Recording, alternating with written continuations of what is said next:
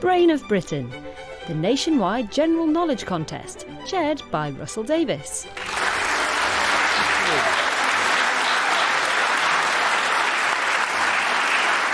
Hello! Brain of Britain 2022 enters the semi-final stage today, meaning that we're welcoming back the first set of heat winners from the past 3 months of contests, along with one of the top-scoring runners-up of the series. With such convincing performances already under their belts, I'm sure our contenders today will be on top form, and we're in for a tightly fought competition. Let's meet them again. Hello, I'm Dan Afshar. I'm a small business owner from Kingston upon Thames. Hello, I'm Isabelle Heward, a volunteer librarian from Gill in Lincolnshire. Hello, I'm Gill Taylor. I'm an engineering student from Riddleston in West Yorkshire.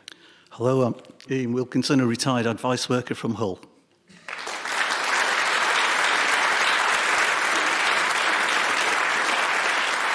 Welcome back, all of you, and the best of luck. The winner today will take a place in the 2022 Brain of Britain final. Nothing about the rules has changed since you were last sitting here, so let's start things off with your first question. Dan Afshar.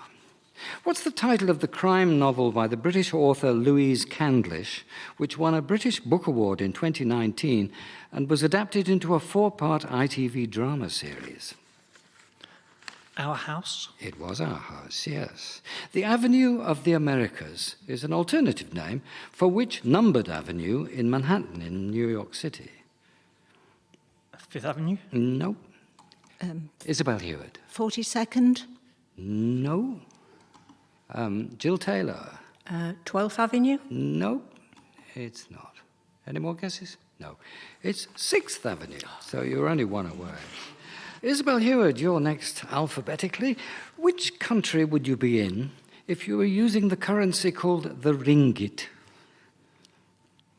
Malaysia. You would, yes. Can you complete the grudgeful phrase frequently used of American GIs in the Second World War, most usually said by British men, that they were overpaid, oversexed, and... Over here. Over here, that's right, yes.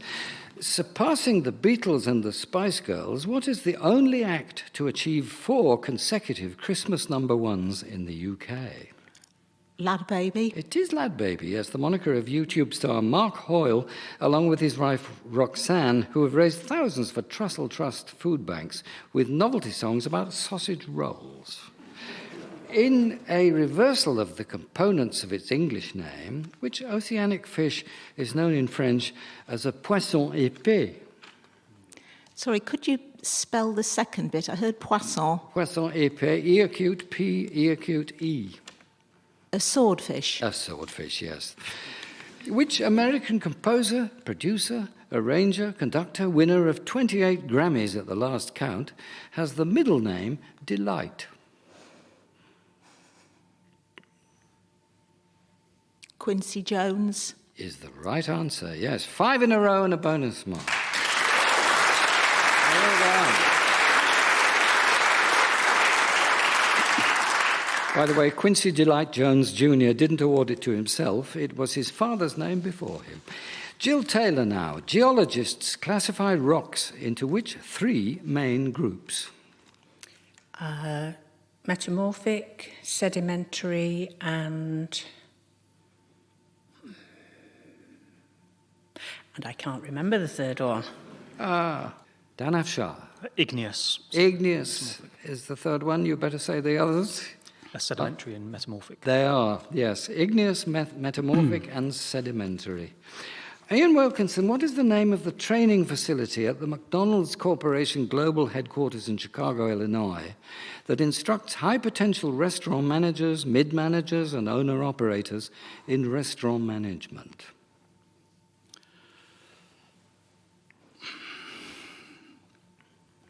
The Golden Arches? No. Isabelle Heward?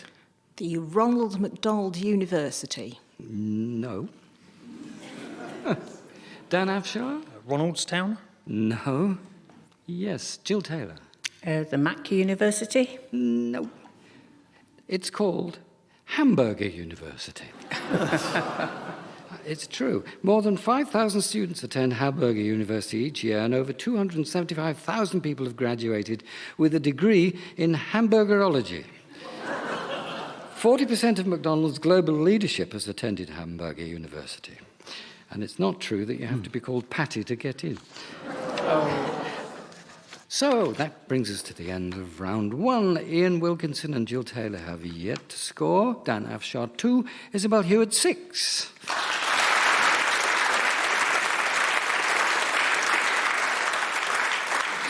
Straight back to Dan Afshar for another round. Your next question comes with a sound clip attached, and it's a classic piece of radio sports commentary from a memorable Summer Olympics. After you've heard an animated Norman Cuddiford, I'd simply like you to tell me the country and year in which this event took place. And into the sixth hurdle, it's Henry and Sherwood. Henry's up on Sherwood, and Van der Stock is up with her. Henry, it's a great finish this into the eighth hurdle. It's Van der Stock and Henry now. Henry's just inches ahead of Van der Stock.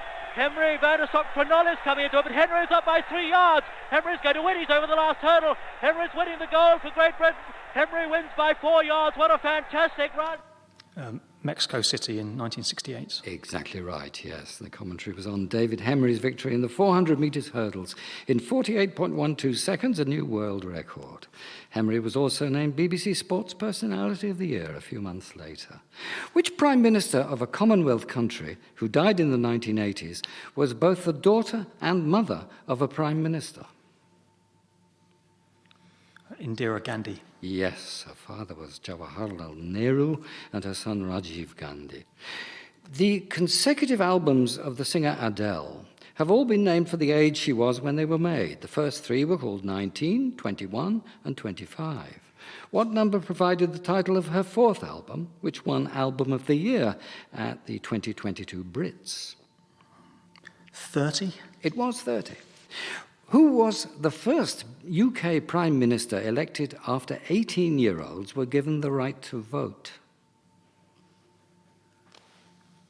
Stanley Baldwin? No. Isabelle Heward. Ted Heath.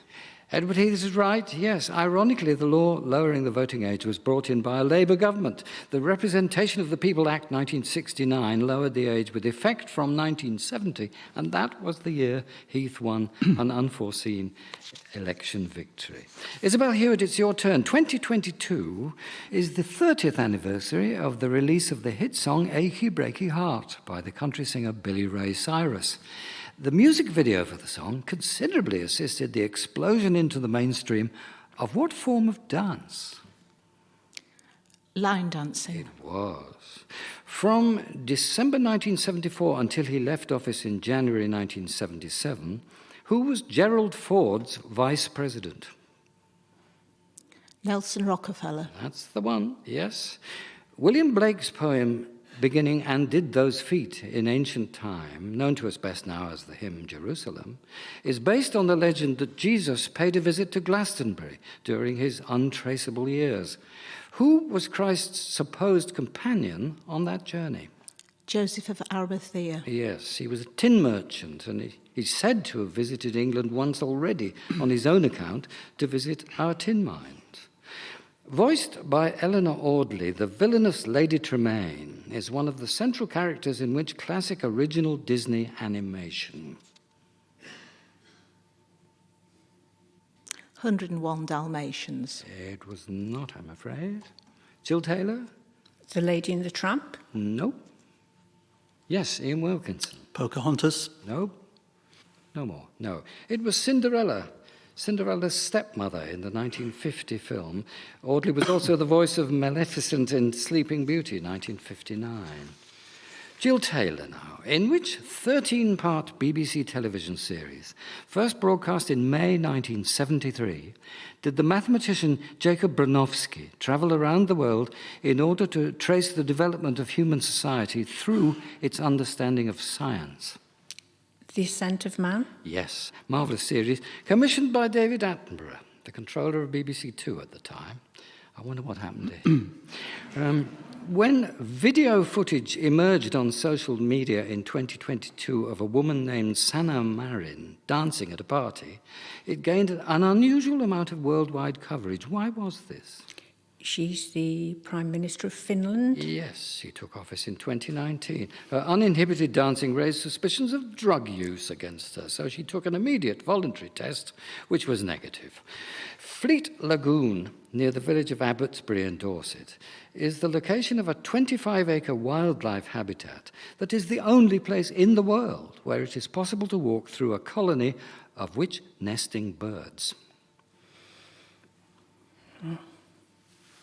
Avocets. No.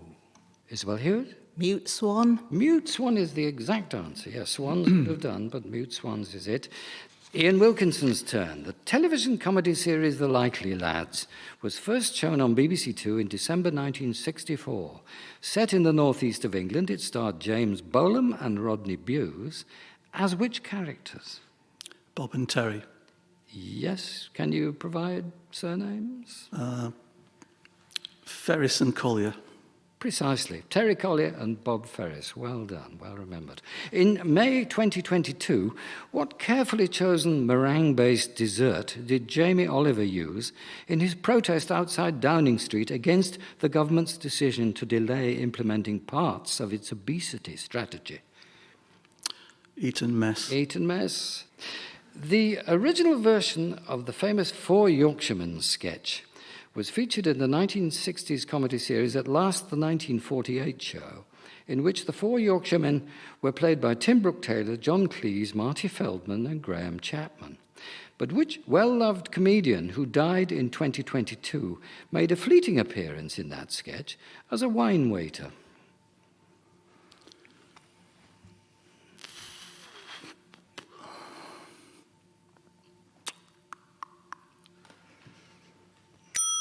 Out of time, Gill Taylor? Bernard Cribbins. No. Could well have been, but it wasn't. Dan Afshar. Jeremy Hardy. No. No office. It was Barry Cryer, the one and only. The sketch, if you don't remember it, was an extreme example of the my upbringing was tougher than yours conversations. You know, we were evicted from our hole in the ground. We had to go and live in the lake, and so on. End of a round. Here are the scores now. Ian Wilkinson, Gill Taylor, 2 apiece. Dan Afshar, 5. Isabelle Heward, 11.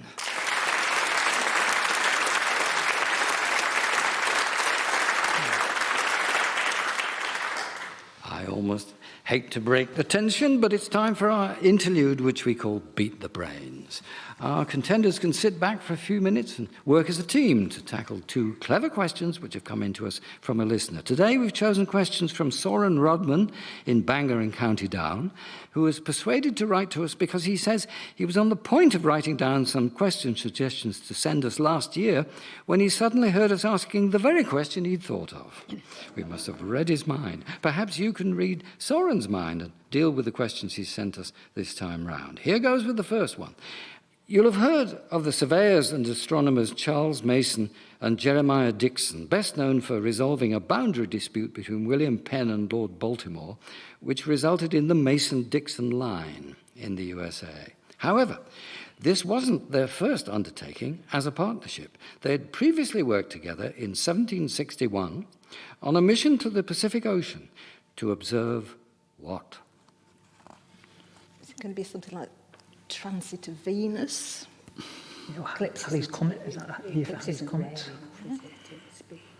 Can you work out when Halley's Comet? Well, it's 86 years, and it was 76 years, and it was 1986, so that doesn't work out, I think.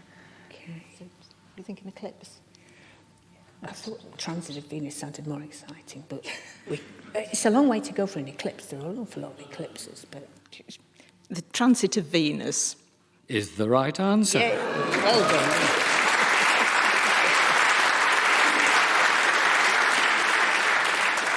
There was considerable scientific interest in the transit of Venus across the Sun in 1761, which would enable astronomers to get a much more precise calculation than they'd ever had before of the distance of the Sun from the Earth.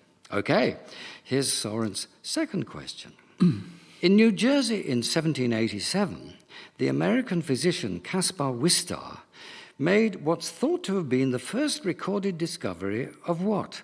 Sticking out of the bank of a stream. Some sort of metal. A metal that we didn't have before. Rush. I don't really know. In New Jersey. Yeah. What else? Could be some sort of mineral, gold maybe. I've got nothing. Discovery of some gold nugget. No, it was a dinosaur bone, thought to be a femur in Gloucester County, New Jersey. Unfortunately, it was to be many years before dinosaurs were properly described and the significance of their fossils recognized. So the bone wasn't properly stored and was eventually disposed of. The next significant dinosaur fossil discoveries in the USA weren't made until nearly 70 years later, in the 1850s. So, well done, Soren. Our brains couldn't quite hit the mark with that part of the challenge, and we enjoyed your questions very much. A prize will be on its way to you very soon indeed.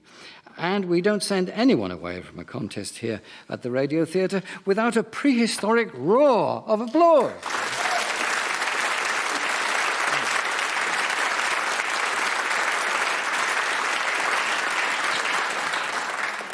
Time to resume the contest. Thumbs back on buttons, everyone. And with the scores as they were, we start the next round with you again, Dan. Quote, far out in the uncharted backwaters of the unfashionable end of the western spiral arm of the galaxy lies a small, unregarded yellow sun. Is the opening line to what book? The Hitchhiker's Guide to the Galaxy. Is right. The first in a trilogy of 6 books, unquote, by Douglas Adams. Winning bronze in the women's skateboarding park event at the Tokyo Olympics in 2021 at the age of 13 years and 28 days, who is currently Team GB's youngest ever Olympic medalist? Sky Brown. Yes. Which horse, named after a 17th century Flemish painter, won the 2019 Epsom Derby? Anthony van Dyck. Yes, sadly, just 1 year later, the horse suffered a fatal injury in the 2020 Melbourne Cup. Which work by Charles Dickens is described on the Oxford World's Classics website as his shortest novel and arguably his greatest triumph? A Tale of Two Cities. No. Isabelle Heward? A Christmas Carol. Nope. Gill Taylor? David Copperfield. No. Ian Wilkinson? Oliver Twist. No, those are fairly lengthy books. Hard Times is the one we're looking for. It really is quite short. But that's an opinion about it that I hadn't heard before. Isabelle Heward, music for you now. And the classic film Breakfast at Tiffany's, directed by Blake Edwards and starring Audrey Hepburn as Holly Golightly, celebrated its 60th anniversary last year, 2021. Here, from the movie, Hepburn performs Moon River, which won the Academy Award for Best Original Song. The lyrics were by Johnny Mercer, but when you've heard it, I'd like you to tell me who wrote the music. Moon River, wider than a mile, I'm crossing you in style someday. Old dream maker, you heartbreaker, wherever you're going. Henry Mancini. Edward, who insisted that Audrey Hepburn's voice should be heard singing when the producers wanted her dubbed. There was a big row about it with threats of resignation and all sorts. In which BBC radio comedy series, broadcast between 1962 and 77, did 2 lazy, bungling civil servants appear with the character names Number 1 and Number 2?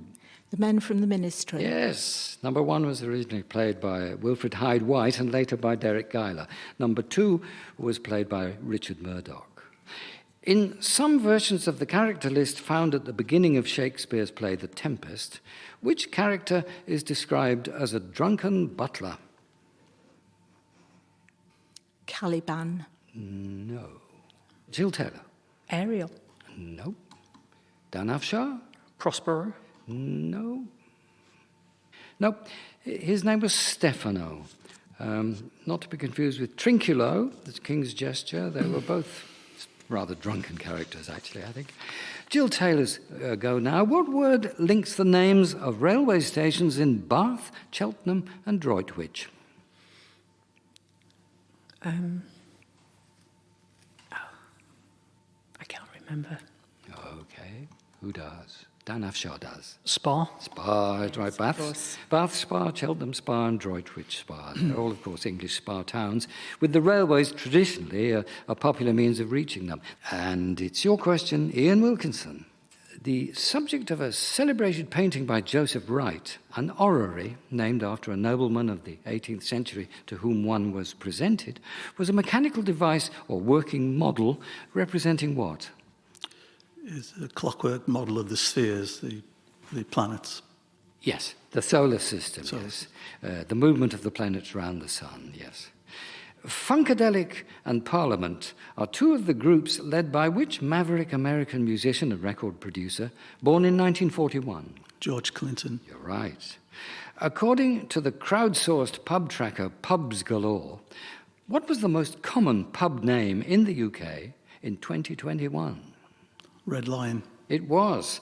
The survey found 537 pubs have the Red Lion as a name, followed by the Crown, 484, and the Royal Oak, 421. With pubs closing the rate they are, you never know how that list may have changed. Which British writer acclaimed for novels both for children and for adults also wrote the DC comic book The Sandman?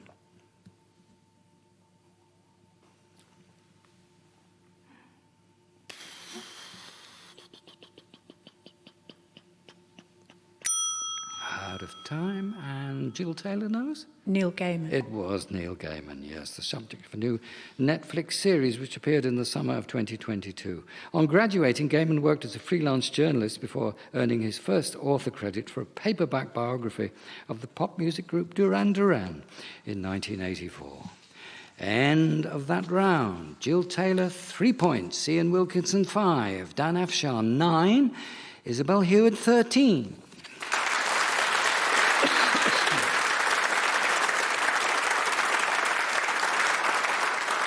And sad to relate, this has to be the final round of the contest, everybody. So do your best as we return to Dan Afshar.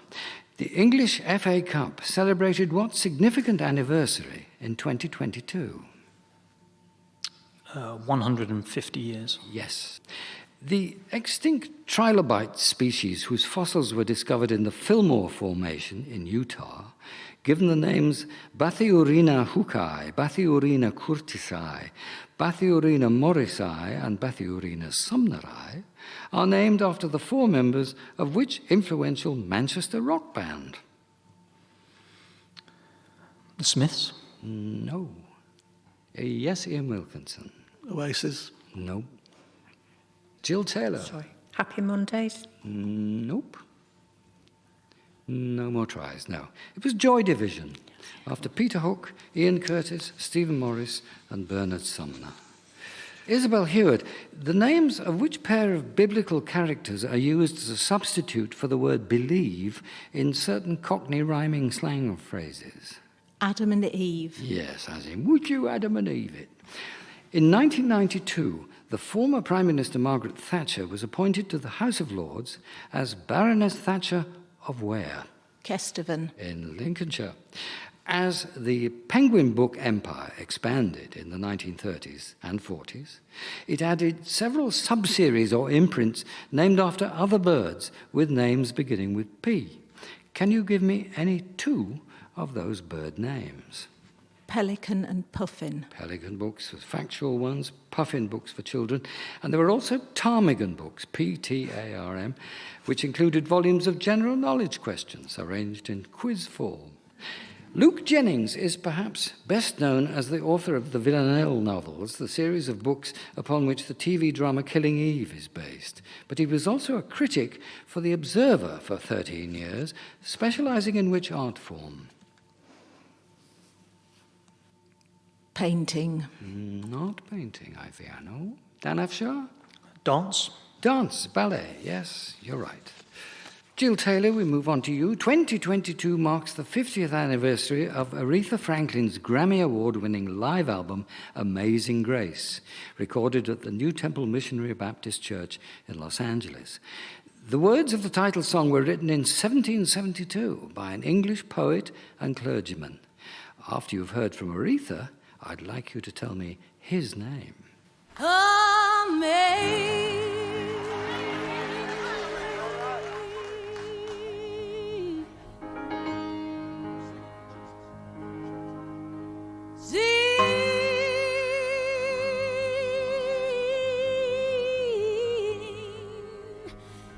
Amazing grace.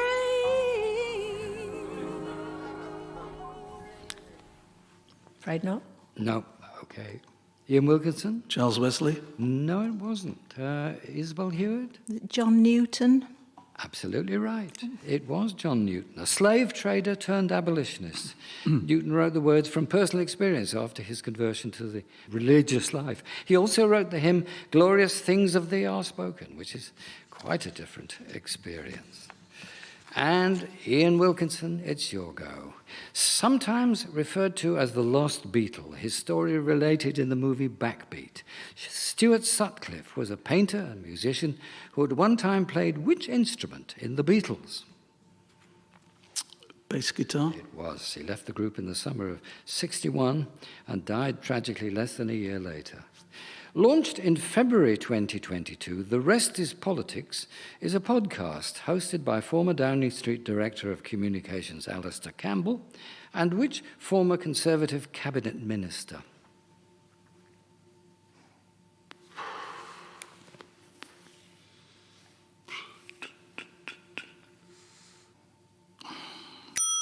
Out of time. Dan Afshar knows. Rory Stewart. It was Rory Stewart. And with that, we've reached the end of this first semi-final of Brain of Britain 2022. And the scores look like this. Gill Taylor, 3 points. Ian Wilkinson, 6. Dan Afshar, 12. And Isabelle Heward, 17.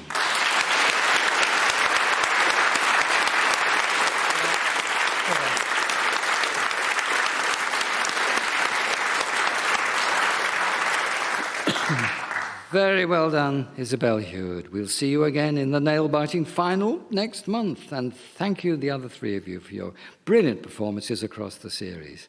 Another 4 semi-finalists will be here next week at the same time. I hope you'll be able to join us too.